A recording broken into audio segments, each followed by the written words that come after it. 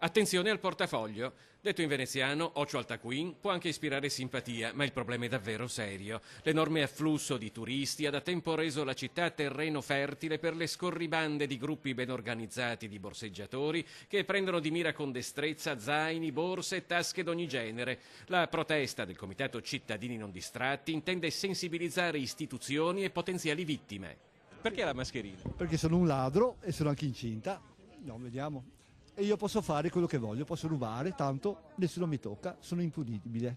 Purtroppo qui a Venezia ogni giorno ci sono ragazzine di 13-14 anni, sistematicamente incinta per non essere punibili penalmente, che borseggiano decine e decine di turisti ogni giorno, e non solo turisti, anche veneziani purtroppo. Il Comitato Cittadini Non Distratti è composto da residenti abituati a tenere gli occhi aperti.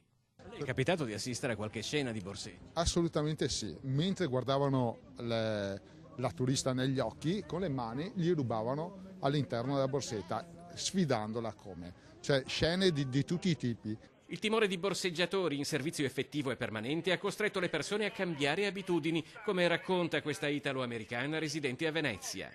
Non porto un portafoglio, porto un piccolo portacarta di credito che è dentro la borsa, dentro un zip, dentro un altro. Ma perché io ho voluto cambiare mia vita per proteggere me? Perché che tutta questa gente è in giro? Le richieste basilarmente sono due: severità e certezza della pena e un aumento del personale di polizia locale dedicato nello specifico ad un pericolo che riguarda anche i residenti.